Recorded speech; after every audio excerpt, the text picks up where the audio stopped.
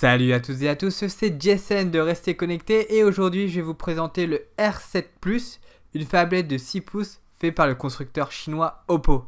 Allez, on se retrouve après le générique.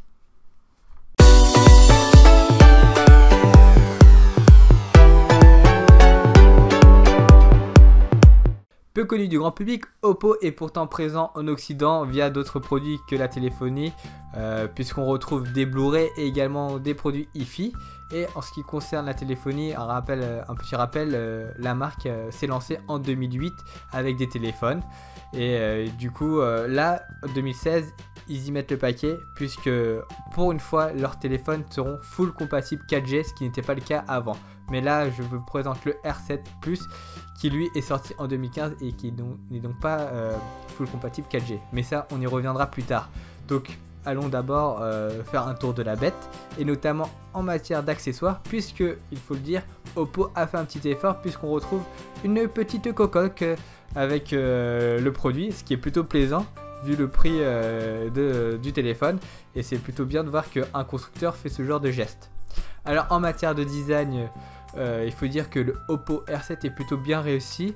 Le téléphone embarque un écran de 6 pouces, mais il a plutôt une taille raisonnable et c'est plutôt plaisant de voir que le chemin fait par les constructeurs en termes de compacticité, de voir qu'on est arrivé sur un produit vraiment immense avec le Z Ultra et qu'on est réussi à passer à un produit d'une taille un peu plus raisonnable malgré l'écran de 6 pouces. Donc là, l'intégration de l'écran est plutôt bien réussie, même si on voit quand même de grosses bordures entre l'écran et le reste de l'appareil, ce qui est un petit peu dommage, mais bon, ça il faudra voir peut-être sur l'année prochaine pour voir des écrans vraiment borderless. Alors en matière de design et de finition, Oppo a sorti le grand jeu pour son R7 Plus, puisqu'on retrouve un revêtement en métal qui recouvre une bonne partie de l'arrière. En fait, on retrouvera juste deux bandes en plastique en haut et en bas qui correspondent sans doute à l'emplacement des antennes. Sur les tranches, on retrouve également le revêtement en métal qui est plutôt bien réussi, de couleur gold, avec des tranches pour le son et l'alimentation, et également un emplacement pour la carte SIM, et qui fait également office de port micro SD, excusez-moi.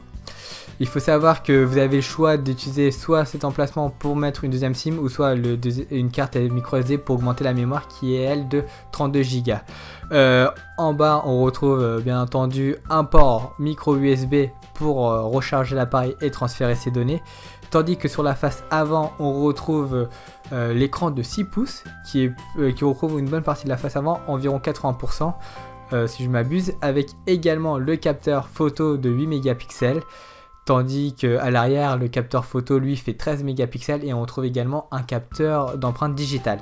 Sinon, en matière de caractéristiques, Oppo a fait le choix d'utiliser un Snapdragon 615, qui est plutôt un bon point puisque le téléphone ne servira pas de radiateur d'appoint. Par contre, là où le bas blesse, c'est que le téléphone n'est pas full compatible 4G. On retrouve également une mémoire interne de 32 Go, extensible micro SD grâce au port micro SD jusqu'à 128 Go, également 3 Go de RAM, donc vous serez à l'aise pour faire tourner les applications lourdes bien entendu. On retrouve également une batterie de 4000 mAh, ce qui offre une autonomie de dingue, mais ça c'est normal vu qu'on est dans une tablette, il y a plus de place pour mettre une plus grosse batterie. À l'avant, on trouve bien entendu l'écran de 6 pouces qui est lui Full HD et qui est une dalle AMOLED de très bonne qualité. Voilà, et enfin en termes de finesse, le téléphone ne fait que 7,8 mm, excusez-moi, ce qui est plutôt fin, même si on n'est pas dans les téléphones les plus fins et que Huawei fait mieux. Qui dit phablette dit utilisation à deux mains, mais il est tout à fait possible d'utiliser le Oppo R7 Plus avec une seule main, puisque Oppo a permis de réduire l'écran du téléphone, et donc l'interface vient un glissement sur le côté, ce qui est plutôt plaisant. Donc moi personnellement j'utilisais plutôt le téléphone avec une seule main, vu que l'autre main dans les transports en commun était occupée par autre chose. Attention, il y a un affolant puisque je tenais juste une barre, hein. Donc ne vous faites pas d'autres idées. Donc voilà. Sinon pour le reste, on retrouve la surcouche du constructeur qui est ColorOS. Donc c'est une surcouche typique chinoise, donc il n'y a pas de app drawer, toutes les icônes sont présentes sur le bureau. Donc si vous êtes comme moi et que vous êtes habitué au bureau plutôt épuré avec juste des applis essentielles, il faudra passer par un launcher alternatif.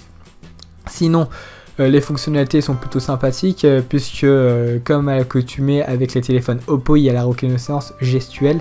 Vous pouvez par exemple actionner l'appareil photo via en dessinant un simple rond sur l'appareil même lorsque l'écran est éteint, ou même rallumer ou éteindre l'écran en tapotant sur l'écran tout simplement. Donc ça c'est plutôt plaisant de retrouver ce genre de fonctionnalité qu'on ne trouve pas sur tous les téléphones, donc ça c'est un bon point pour Oppo. Par contre on retrouve certaines bizarreries, par exemple le bouton multitâche de Oppo, lorsqu'on l'appuie simplement une seule fois, lance tout simplement la liste des widgets et des fonds d'écran, ce qui est plutôt déroutant, et en fait il faut maintenir le bouton pour avoir les applications en cours, donc voilà.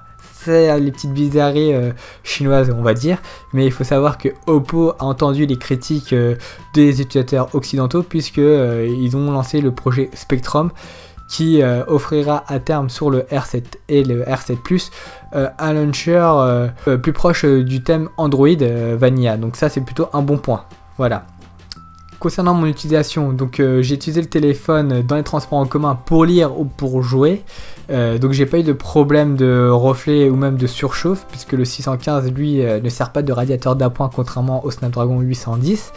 Donc avec par exemple en jouant Out of There, je n'ai noté aucun lag ni même de problème de surchauffe, ça c'est plutôt un bon point.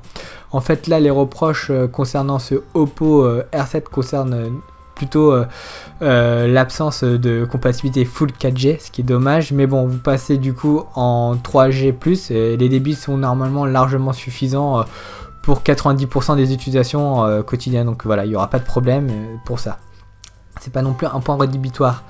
L'autre reproche de ce Oppo en fait concernera en fait l'appareil photo tout simplement, non pas qu'il soit mauvais, il reste quand même très bon, mais c'est juste que en faible luminosité l'appareil photo déçoit un peu lorsqu'on le compare par exemple au OnePlus 2 ou même au Galaxy S6 qui sont quand même des pontes en termes de photographie dans l'univers Android. On remarque que le R7 Plus a tendance à lisser les photos un peu trop et à pixeliser un peu aussi les photos en faible luminosité, mais par contre en luminosité normale en plein jour les photos sont impeccables et il n'y a pas de problème. Ça c'est plutôt un bon point et ça pourra rassurer celles et ceux qui souhaitent utiliser leur téléphone pour immortaliser leur moment, donc voilà.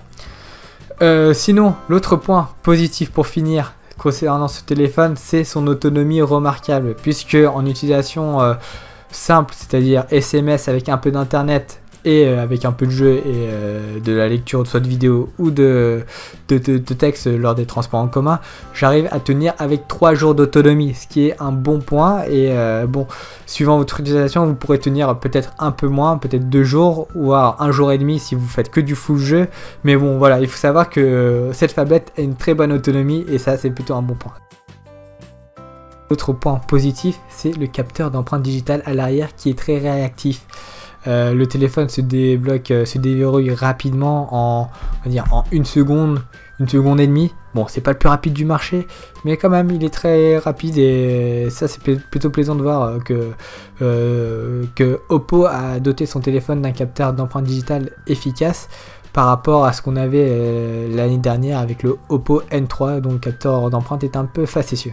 Pour en revenir avec la vie globale, pour tout vous dire, j'étais agréablement surpris par ce Oppo R7. C'est la première phablette qui me donne réellement envie d'en avoir une. Donc ça c'est un bon point pour Oppo. Les finitions sont au top, l'écran est très bon, est au top également avec sa dalle AMOLED, la lisibilité et les couleurs sont bonnes. Le ratio du téléphone, malgré le ratio écran taille du téléphone est très bien maîtrisé, de l'ordre de 80%, donc voilà. Donc c'est plutôt plaisant de voir que les constructeurs ont fait pas mal de chemin par rapport aux premières phablettes sorties, dont notamment le Xperia Z Ultra qui faisait quand même mastodonte avec son ego quand on regarde avec les téléphones actuels de 6 pouces, donc voilà. Donc ça c'est plutôt bon. Et par contre le seul souci c'est en fait son absence de full compatibilité 4G et l'appareil photo qui peut un peu en décevoir certains, notamment en faible luminosité. Enfin pour en finir, concernant l'autonomie, moi je tenais 3 jours en utilisation basique, c'est-à-dire SMS appel avec un peu d'internet et de jeu, mais si vous faites une utilisation plus soutenue, vous tiendrez plutôt 2 jours, comme ce qu'on trouve actuellement sur les téléphones de cette gamme de 6 pouces. Donc voilà, donc c'est à peu près ce qu'on trouve actuellement, donc il n'y a pas de soucis et c'est dans la moyenne globale, voilà. Donc moi je vous dis à la prochaine pour un prochain tête-à-test, et surtout je vous invite à partager sur les réseaux sociaux cette vidéo si elle vous a plu et à faire connaître la chaîne parce que c'est très important pour nous pour avoir d'autres tests. Et quant à moi je vous dis à la prochaine, ciao.